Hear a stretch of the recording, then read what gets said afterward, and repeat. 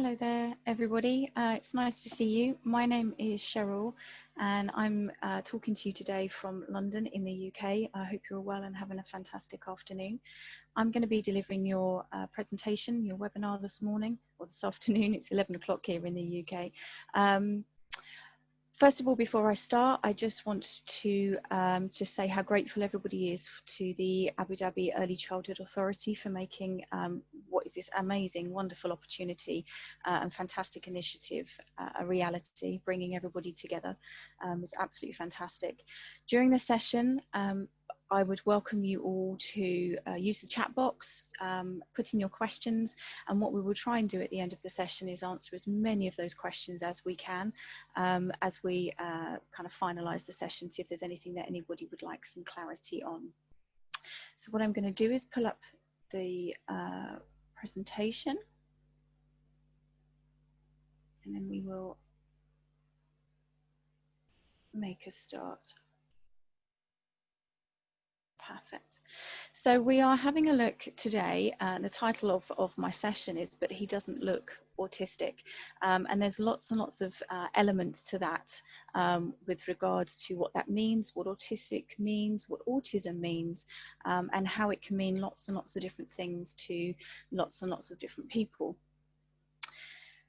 On the left-hand side is me. As I said, I am Cheryl. I've been within the early years sector here in the UK for just under 30 years. I've been an early years trainer, quality inspector. I've been a nanny, family support worker. I've worked with a lot of families who are in need, who are at a disadvantage and need some additional support, and worked with a lot of children with special educational needs and disabilities too.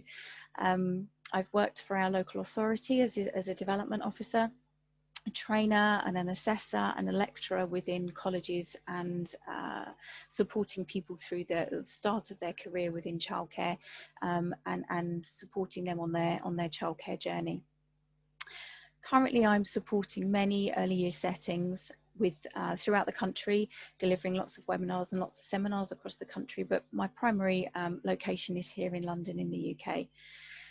As you can imagine at the moment, as long with the rest of the world, everything is a little bit all over the place at the moment. So I'm doing a lot more presentations and a lot more contact with the settings that I work with and the practitioners that I work with through Zoom and other platforms too. But still engaging, still supporting, and still seeing where I can offer my expertise, I guess, with regards to early years, and specifically around the topic that we're looking at today. On the right hand side of your screen, of the slide up at the moment, is William. William is 12. William loves drama. He likes gaming. He likes being with his younger brother sometimes, as much as siblings do. He's extremely kind. He's very caring. He's hilariously funny. He has an amazing memory. He's very, very clever. He has a kind of photographic memory and very, very clever with what he knows. And he's extremely unique. William is autistic, and William also has a diagnosis of sensory processing disorder. And William is my son. So I'm coming today through to talk to you today on two different platforms, I guess. I'm coming from a professional point of view, but I'm also coming from a very personal point of view. And you'll be hearing a little bit more throughout my session on the journey that William and I have been on from his diagnosis and additional support that he's had throughout his life up until now. So what is autism? Autism is a lifelong disability, and it's a disability that impacts on how individuals connect with others, generally on an emotional and a social level.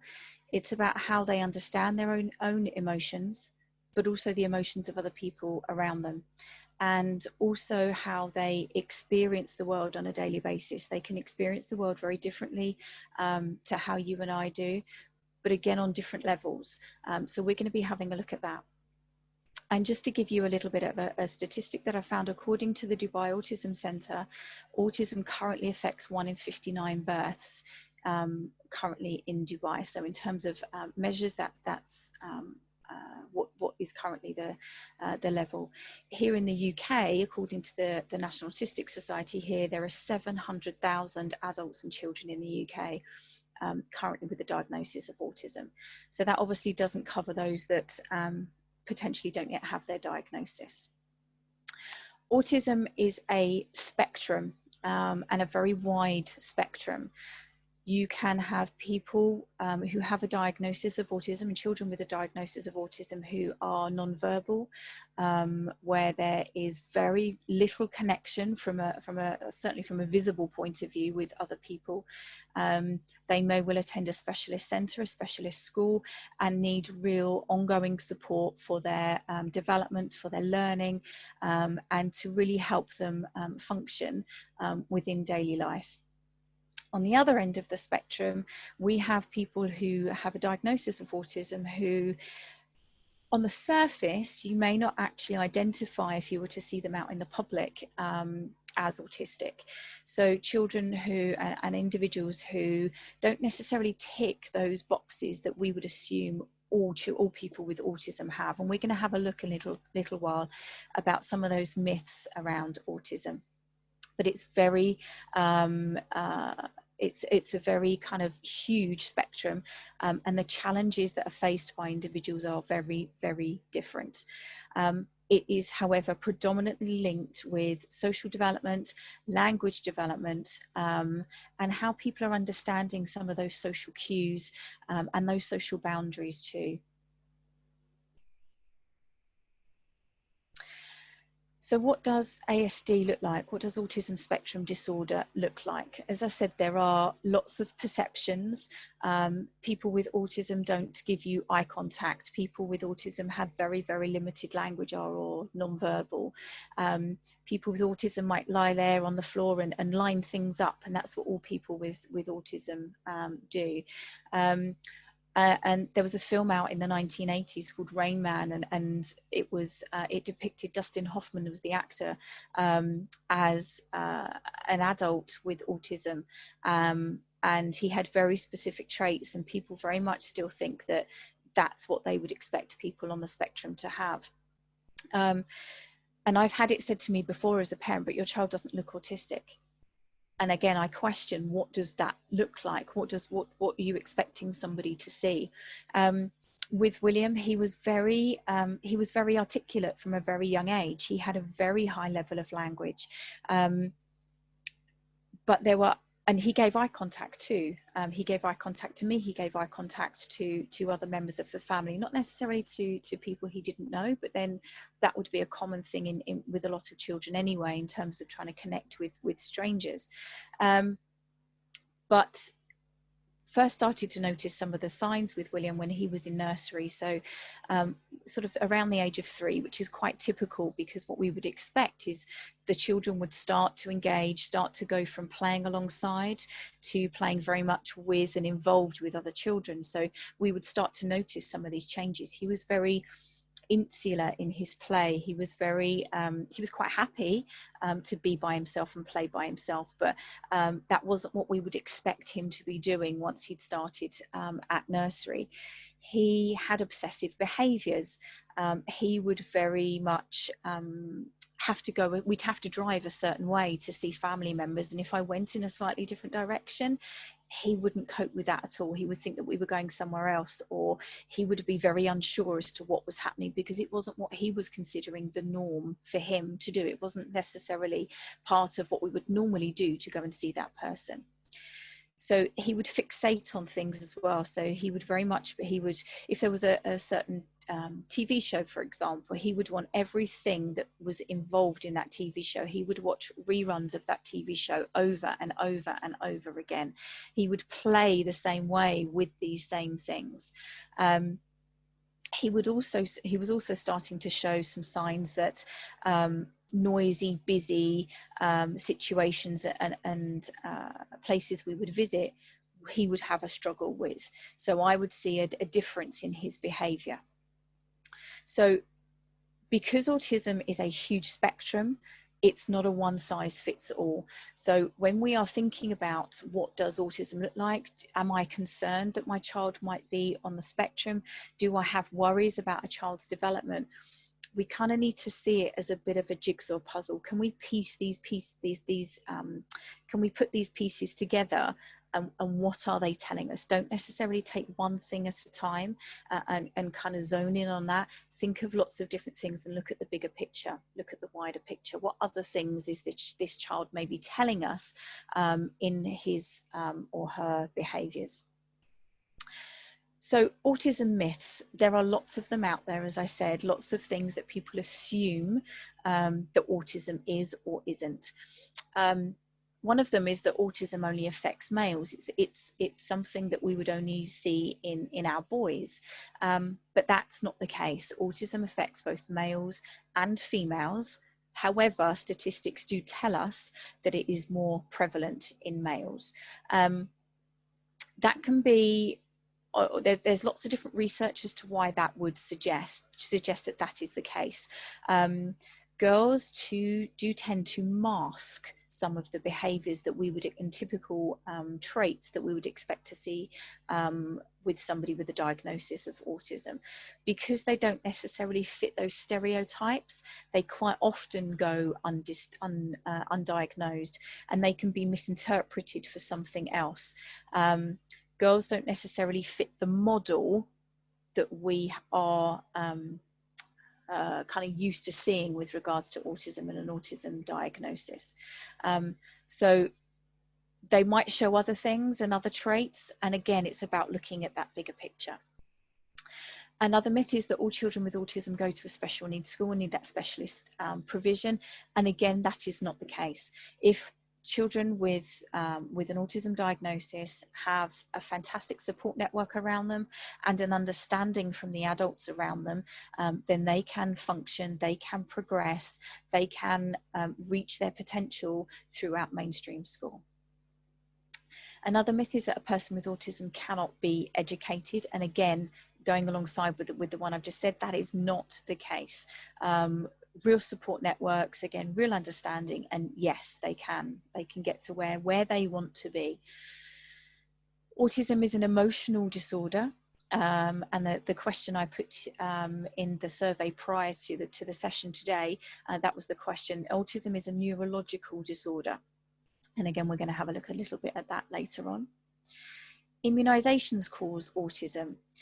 There was a situation several years ago where there was a link, and there was a doctor who did the looked at the connection, completed the research. That level of research has now been thrown out. There is no conclusive evidence that that is the case. What tends to happen is when children were receiving the MMR vaccine was around the time that we would expect to see some of these autistic behaviours, because that's when children would go to nursery, that's when children would start to engage with other children, and not the link between the fact that they just had the immunisation. Poor parenting causes autism. No, it doesn't. And I'm just gonna leave it at that. Children with autism can be cured or grow out of it. And as I said right at the beginning, autism is a lifelong disability. So you can learn to manage, you can learn to support, so you can try to minimize some of the behaviors and some of the sort of outbursts and the meltdowns, and you can try and put in all these measures in place to make life easier for children with autistic spectrum disorder, but it's not something that can be cured. It's not something that's going to necessarily go away. So some of the possible early signs of autism, some of the things we might see, and again, as I said before, it's a huge spectrum and we need to take things as the full picture. So what I don't want people to do is to kind of zone in on one of these things and think that their child has autism, because that certainly may not be the case. They may have difficulty understanding or showing understanding of other people's feelings or their own. Certainly children I've worked with, and with William, they struggle to understand how somebody else is feeling. So that level of empathy is something that they would need support in understanding.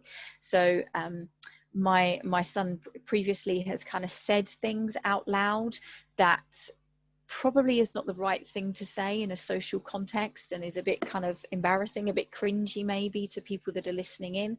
But he would just say it as it is. You know, the kind of terms that we might say, you know, just pull your socks up. Well, he will look down and he will actually pull his socks up. He won't necessarily understand those hidden comments and those hidden agendas with what we're saying. They will take things literally.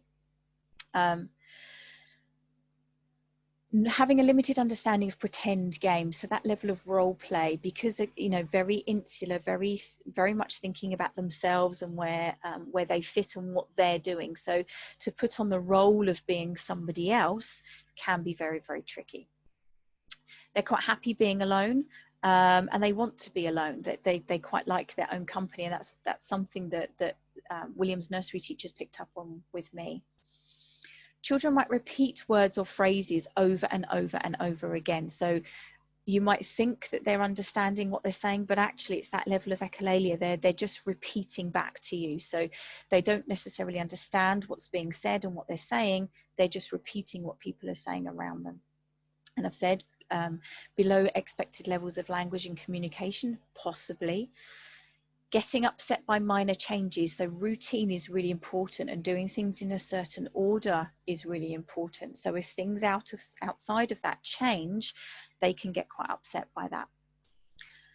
You might see some levels of stimming, so children will flap their hands or rock, or William will pace up and down, and it's a way of them trying to organize the processes that are happening, the stimuli that's coming through to them, and to try and kind of ground themselves and bring themselves back to really understanding what's going on. You might see unusual reactions, so there might be an over or under sensitivity to something that is happening around them. So those real sensory inputs, the sounds, the smells, the taste, the look, or the feel of something. They may well avoid physical contact. They may demonstrate little awareness of danger, and as I've said before, they may have their obsessions. And that's quite a key thing that can be a real kind of insight into somebody that might have autism. Meltdowns. And meltdowns is something that, as an autism parent, you get used to, but because you have to, but they don't necessarily get any easier to deal with. So a meltdown is an intense response to an overwhelming situation. It happens to someone when someone becomes completely overwhelmed by their situation and temporarily loses control of their behavior. And there is very much a difference between a meltdown and a temper tantrum. So as I've said, a meltdown is something that they can't control. It is a response to what is going on around them. It's that complete loss of control.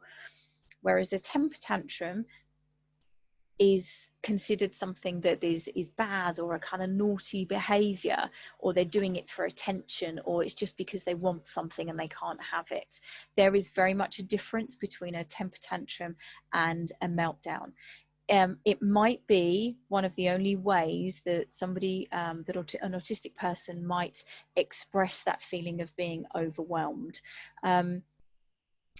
When somebody's having a meltdown, we just need to think about what is going to support them. And this is very much done on an individual basis. So how I support William during a meltdown might be very different to how I support another child who's having a meltdown. It also differs the older the child gets. So if you can imagine, I now have a 12, nearly 13-year-old. He's the same height as me. So dealing with a meltdown, which can be quite physical, is very different now to what it was when he was 4 or 5.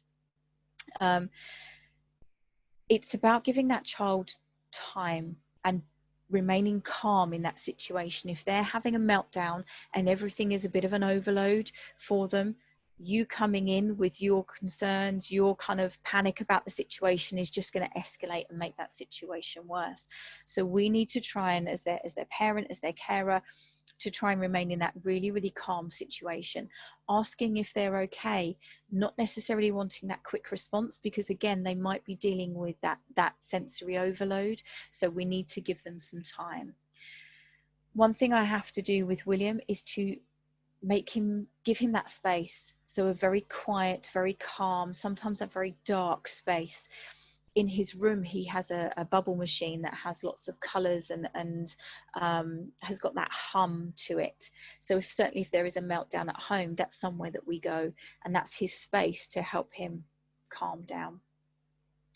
As when I said earlier about things getting easier, they can get easier because we can start to preempt what might trigger a meltdown. So that's something to be aware of. Try to have a think and maybe start making a diary about, okay, my child's having this meltdown.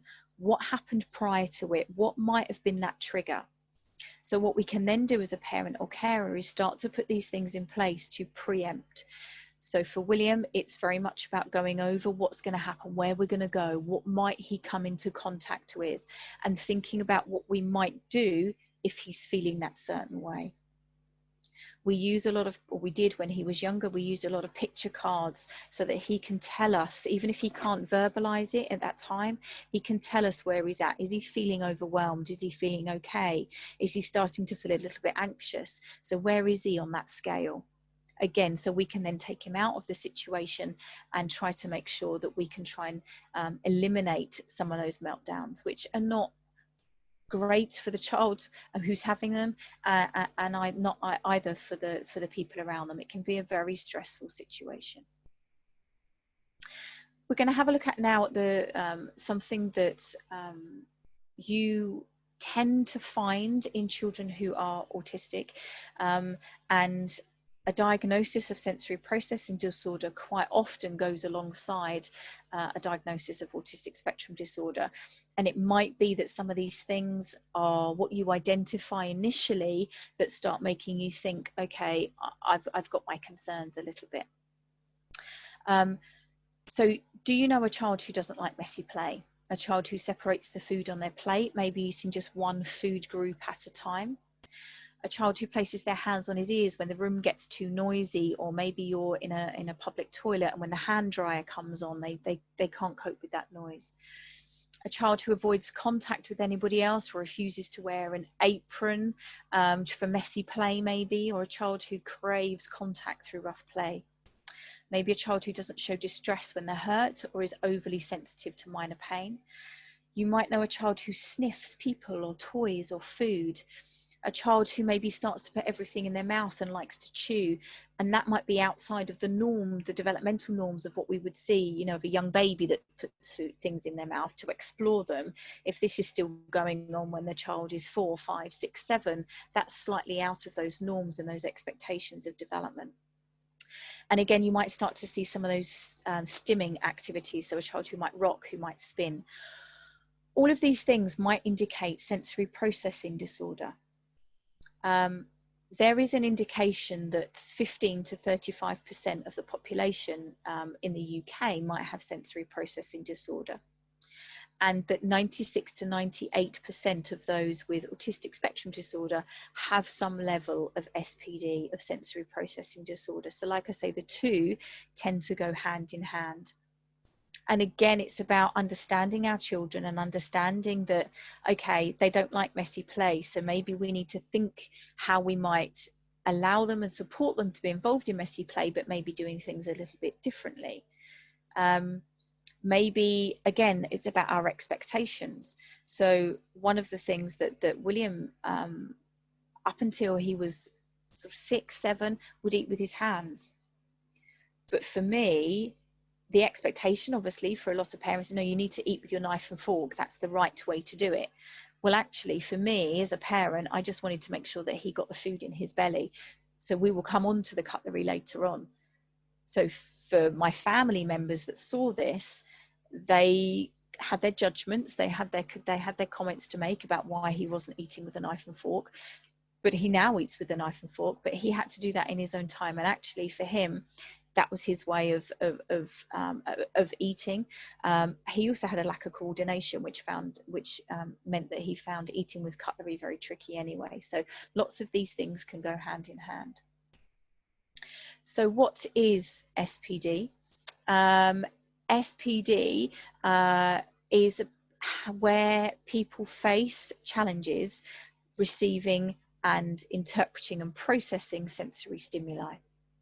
And the behaviours and responses that are a consequence of that can be extremely challenging for those individuals, but also from the adults around them as well.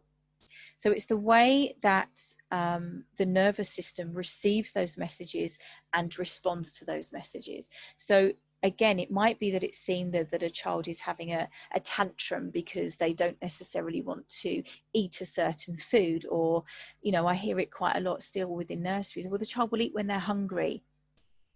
If there's that level of sensory processing disorder, and actually that, you know, those beans on that plate next to the chips, and the fact that the beans have touched the chips, I can't do that. I can't physically put that in my mouth. So it's not the child being awkward. It's not the child having a tantrum. They can't do it. They can't do it. So it doesn't matter how hungry they are. They can't do it. It's too much. So this cycle shows us how somebody without or a sensory seeker, like I said, sorry, let me backtrack. We have two types of sensory processing disorder. We have sensory seekers and we have sensory avoiders. Now, sensory seekers, as the name suggests, is somebody who is seeking that sensory input. So what you might find is that you have somebody who is craving physical contact. You might have a child who has to chew. You might have a child that is constantly saying they're hungry. And this cycle is what's happening for them. So they will receive low levels of information through their sensories about what is happening currently within that experience. That low level of sensory information goes to the brain, and our brain is there for processing that sensory information. But the brain of a child who is a sensory seeker doesn't tell their body how to effectively respond to that information. So therefore their brain will tell them to look for more. I want more. So a sensory seeker is a child or a person who fails to pick up on the expected cues. So therefore they may seek more. So therefore their behavior will be slightly out of the ordinary from what we would see. Their brain is not allowing them to respond in a way that we would consider appropriate. So again, you might find a child who wants to chew, constantly chew, but that's out of the norm of what we would expect to see for a child, because they need that sensory feedback. They want that, they need that in order to develop, in order to thrive. They're after that sensory input. So one of the things that we can do to support our sensory seekers who need that feedback, who need that connection, we can ask them to crawl through tunnels. So they're getting that feedback through crawling on the floor and the material around them within the tunnel. And this is something that I've done with children who are demonstrating some of these behaviours within a group setting, within a nursery environment. I've provided a bit of a sort of PT session almost for them, and we've done things like crawling through tunnels, we've done jumping, we've done star jumps.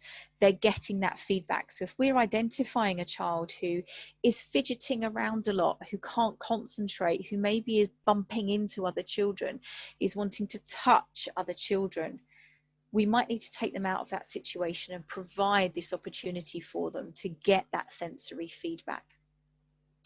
We could do things like finger painting, or we can do things with malleable play, messy play. So we can play with dough, clay, rice. Again, it's giving them that sensory feedback, giving them that tactile experience. Playing with balloons is a fantastic one, because we're hitting the balloon, it's going up, we might be jumping to reach that balloon, and then it's falling to the floor, so we're jumping to the floor to collect that balloon. The big exercise balls that you can get. Now, this is something that I've done in the past with Williams before bedtime. He can be quite challenging before bedtime because he's after that contact. So I roll an exercise ball up and down his body. And what that's doing is getting all of his nerve endings to kind of focus on what the feedback is. So it actually calms him down. So he lies on his tummy, arms outstretched, and I roll the ball up and down his body and up and down his arms, and it helps to calm him down. One of the things that William also has is a chewy stick. Now we have our sensory inputs, and we have our senses. We have our sight, we have our sound, we have our smell, and all of the other senses. We also have the interoceptors as well, and our interoception is within our tummy. And quite often, and certainly with William, he doesn't necessarily get that feeling of being full. So one of the things that I've had to manage is William's diet. Because he doesn't know when he's full, he will eat and eat and eat and eat until he's quite poorly. But he's not necessarily wanting the food, he's wanting to chew. He's wanting that feedback from whatever it is the food that he's eating. So rather than constantly getting the food, which obviously then has consequences for his health, he has chewy sticks. So when he's eating his dinner, it's a huge dinner, and I know he's not hungry, and he tells me he's hungry. He's not. He's almost mouth hungry. He wants that sensory input. So he has a chewy stick. And the other thing that we can do is provide sensory breaks. So if we have children that have been asked to sit still for a long period of time, we might take them for a sensory break.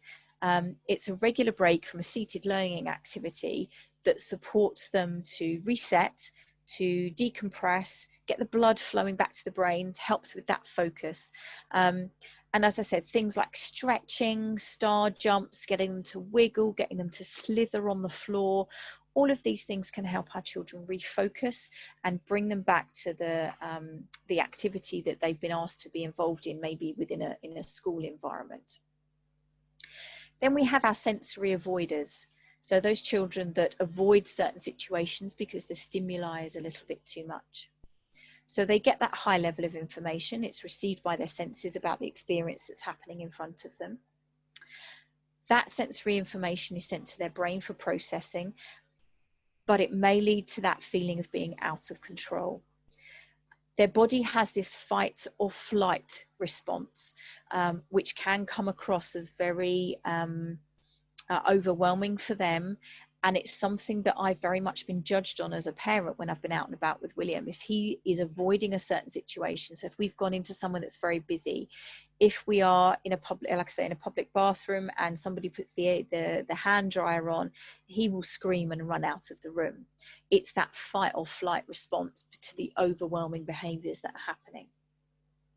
So therefore, because that's the experience that they've had previously, their brain tells them that they need to avoid those situations going forward.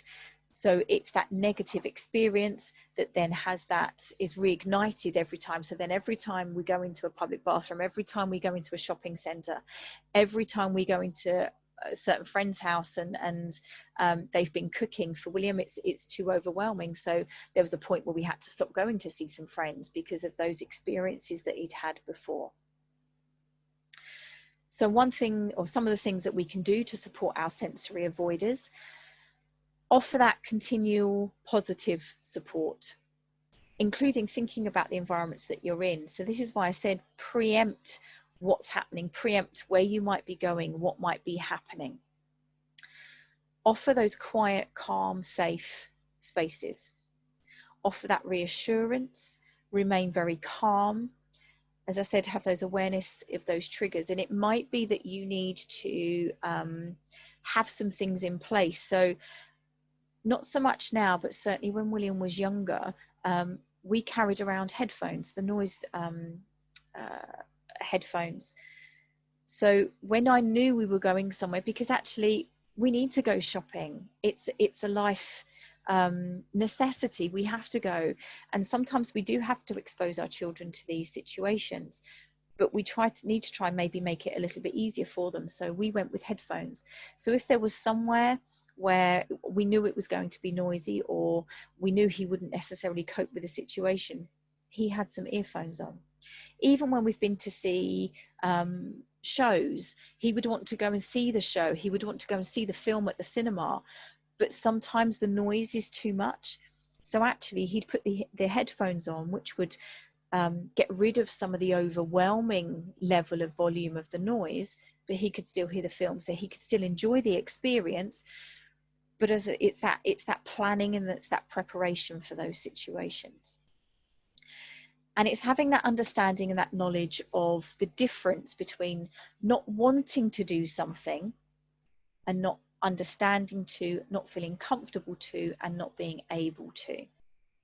So certainly with a lot of children with sensory processing and on the autistic spectrum, they're not able to be involved in a situation. It's not that they don't want to, they would love to. William would love to go, well, certainly when he was younger, would love to have gone to children's birthday parties, you know, his classmates' birthday parties. He couldn't do it because they were going to certain places that he just couldn't cope with. It raised his anxiety level. It raised his triggers for his meltdowns. He couldn't do it. It's not that he didn't want to, he just couldn't physically do it.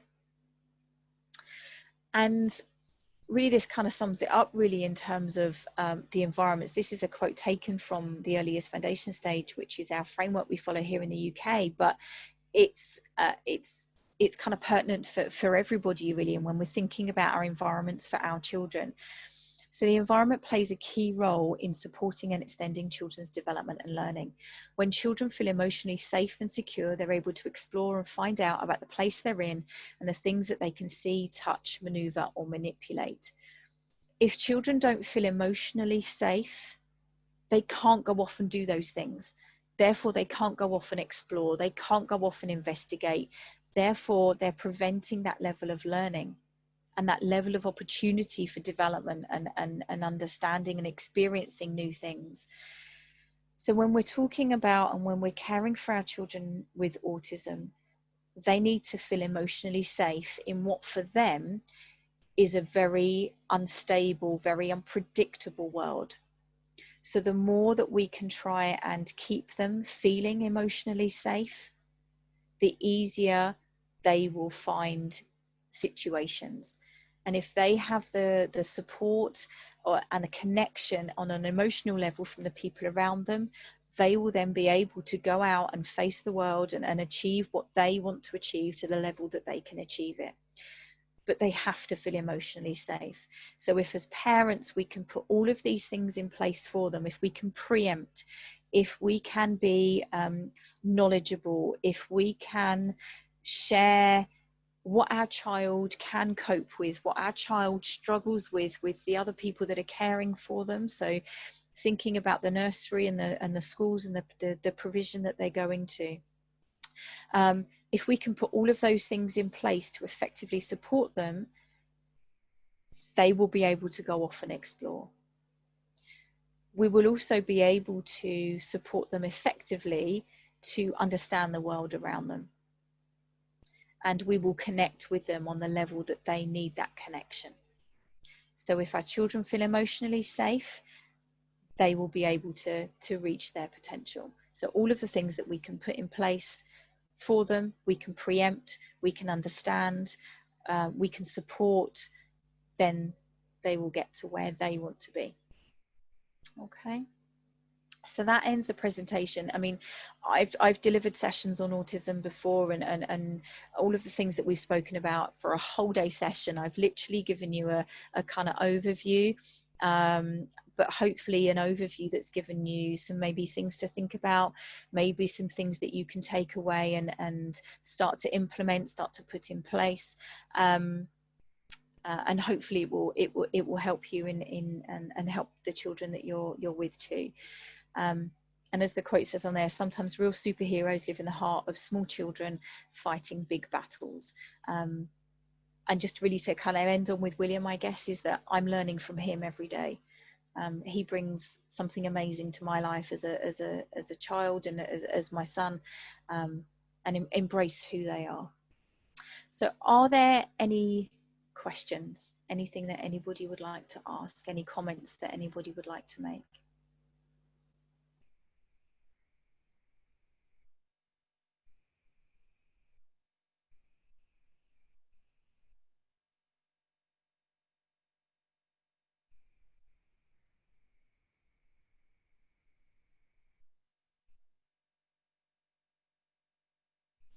What I did was kind of possibly think of some of the questions that I've been asked before, and thinking about how some of the parents that I've come into contact with, and some of the things that they've had in terms of questions. So I thought I might go through some of those. If anybody, like I say, if anybody's got any questions, then do come up. So in terms of autism, is autism hereditary? That's one of the questions that I've been asked before. Where do you know, it's a lifelong disability. It's not from poor parenting, it's not from immunizations, all of those things that we've said, but is it hereditary? There was a study in 2019 that involved 2 million people across 5 different countries around the world, that actually suggested that 80% of ASD cases are reliant on an inherited gene. So there is a connection. So what you might find is that some of the traits that you would see are from another family member. So there are those possible links. Just see a question possibly come up. So somebody's asked, can you give an idea on the difference between autism and autism spectrum disorder? Autism spectrum disorder is the umbrella term for autism.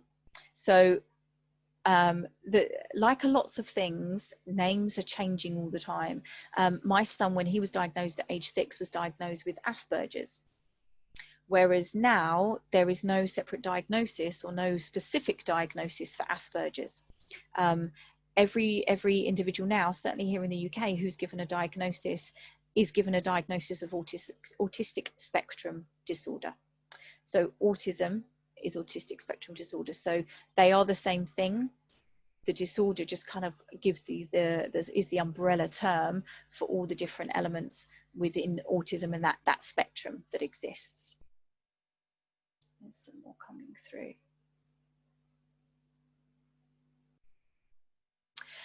So can children with autism be like normal children and change? So as I said, autism is not something that can necessarily be, it can't be cured. It is a lifelong disability, it can't be cured. But what we can do is put things in place in order for children to function in society and to achieve and work towards their goals with support. So there are things that again, because it's a spectrum, and because we have 2 different ends to that spectrum, there are some children that will cope with things better than others, even though they both have a diagnosis of autism. So sometimes it's about actually thinking, my child can't cope with that and it was never going to cope with that. I got to the stage, certainly when William was 5, 6, 7, 8, where he wasn't invited to birthday parties. With all the children at school. He was one of those that was left out of birthday parties because he was seen as different by others. He was the child that kind of played by himself, that didn't necessarily make those connections with friends. So yes, that hurts as a parent. You know, why is my child not being invited to those parties? But it's something that you have to kind of get in your head and think, actually, would he be okay at that party anyway?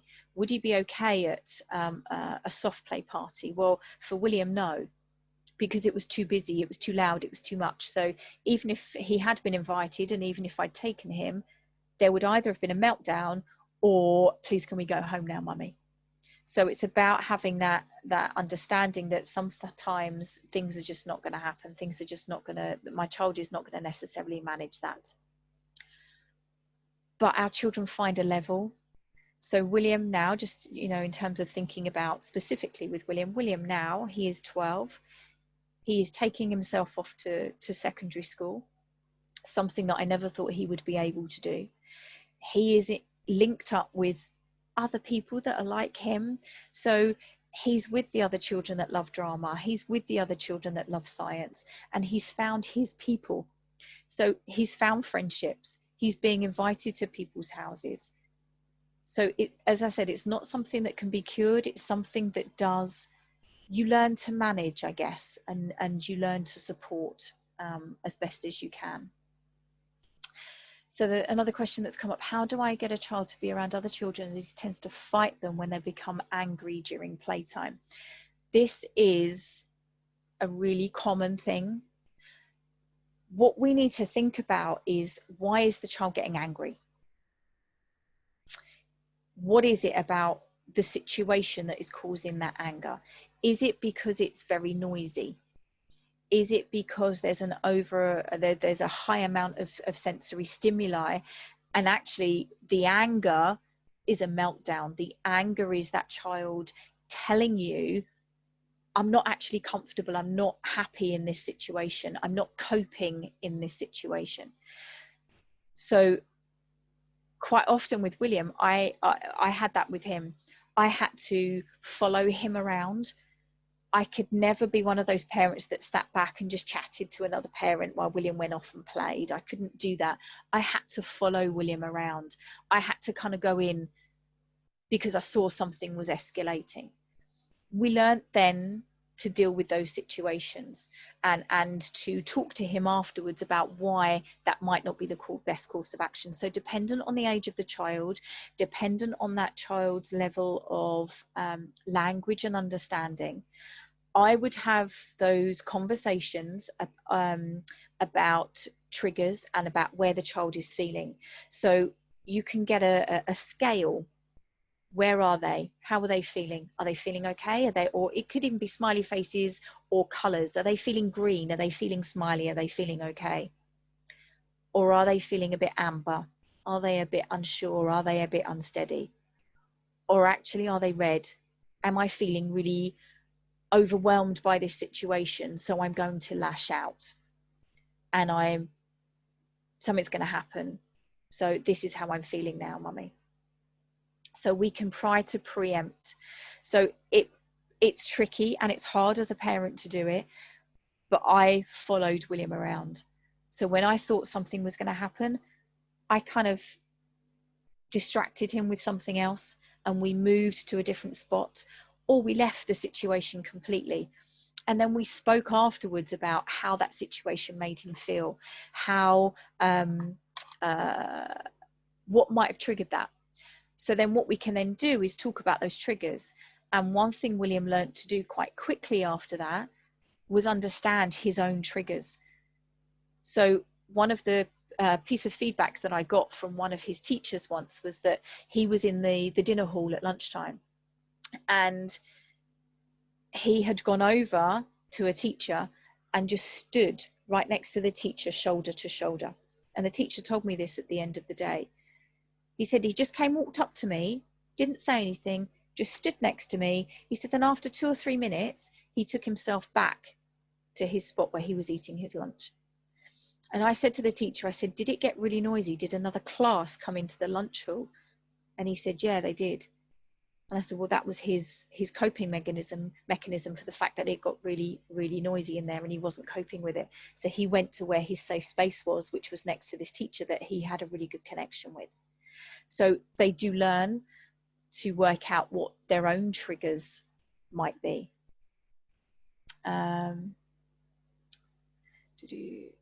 So the next question, I'm just reading these questions coming through. What's the right age to get a diagnosis with autism to have a clear idea if my boy has a speech delay or autistic? So when you are, like I said before, the times where you would start to find some of those or identify some of those behaviors is around 3-4. Because they're the times when we would expect children to be playing effectively alongside others, to be starting to make friendships, to start to share resources and toys and things like that. So it's when we start to spot those differences in behaviours that we would expect to see, those sort of developmental norms that we would expect to see, that tends to be the age where we might start that investigation and that assessment. William was given his diagnosis at 6, but I first went to my doctor with my concerns. I had concerns of my own, but also school has raised concerns too. So I went to my doctor and said we had these worries, but it took a year to get that assessment with our local authority to get his diagnosis. So if you have concerns, I would take those concerns to your health practitioner. I would, in terms of whether it's a speech delay or whether it's autism, again, like I said earlier, have a look at other things. So don't just think speech delay is autism. See if you can maybe pull some of those other pieces to build a bigger picture.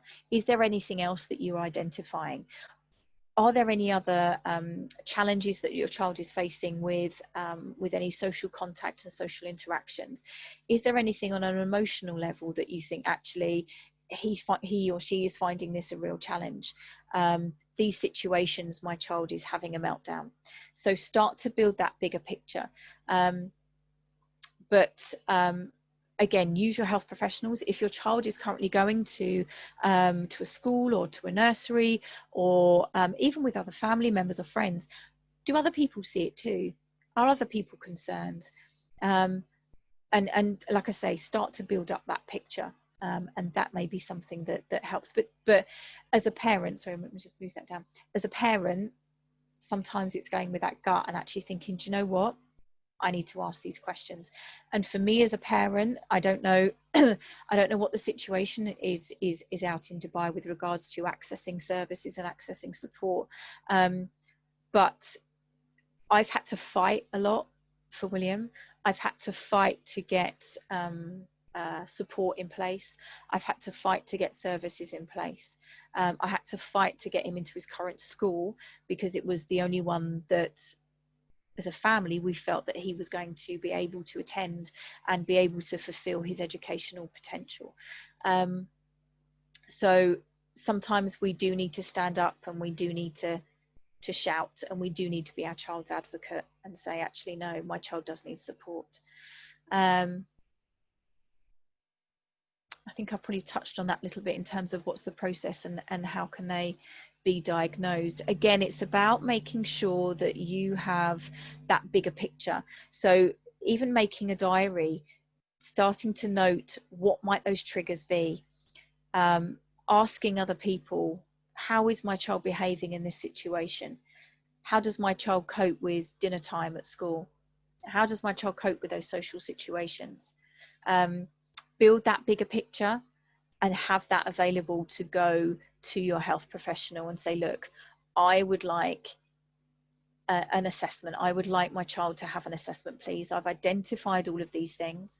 From my point of view as a parent, these things are out of the developmental norm, or out of the things that I would expect my child to be doing. And I'd like to share these concerns with you. This is what school is saying. This is what nursery is saying.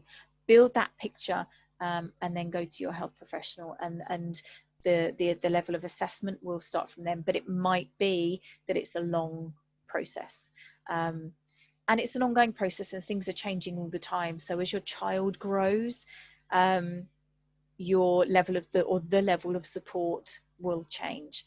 And just as you start to think that you've got something kind of sussed, and you've worked out meltdowns and you've worked out triggers, the next thing will happen, and then you kind of need to go over that.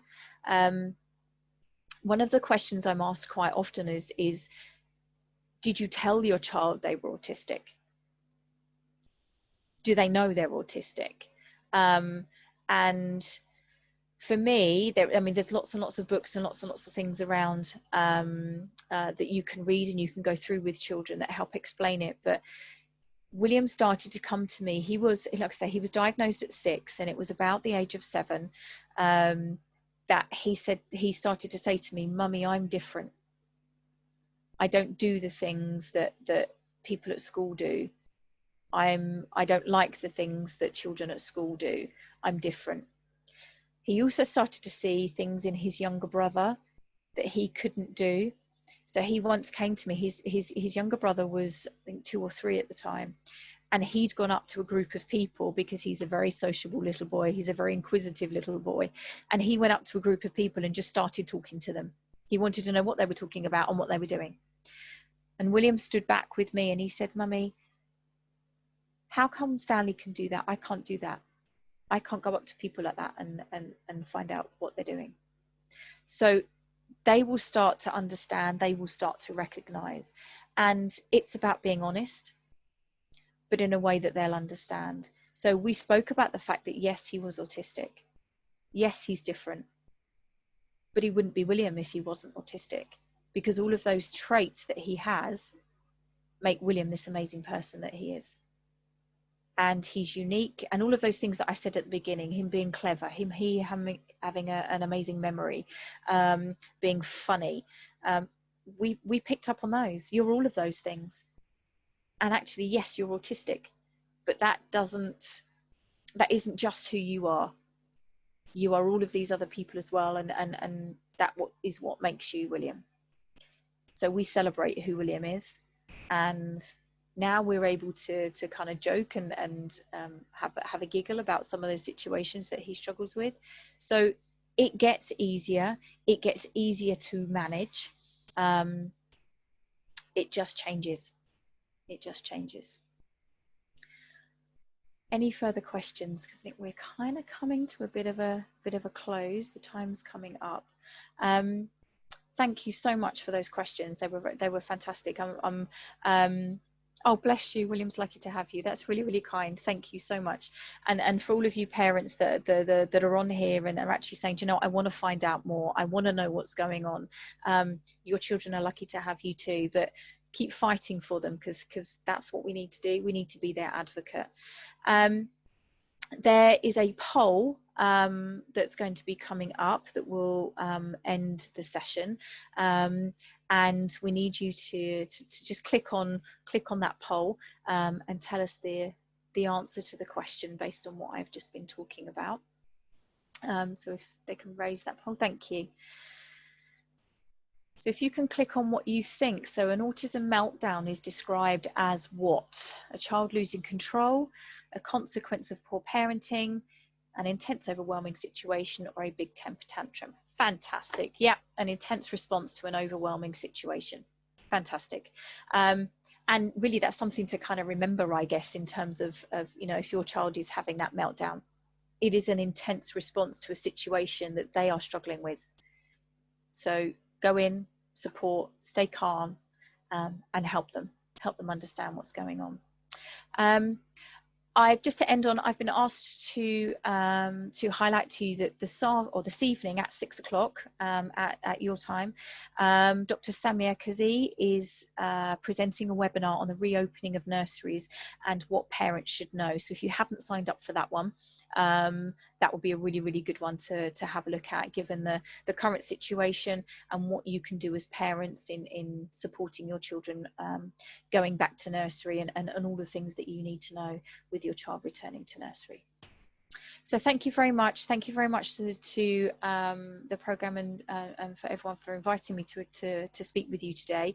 I would be lovely to come and see you in person, maybe one day. But fantastic. Thank you for having me in your living rooms this morning or this afternoon. And I wish you all very well, and I wish you safety in terms of the current situation. Stay safe, and lots of love from the UK. Thank you.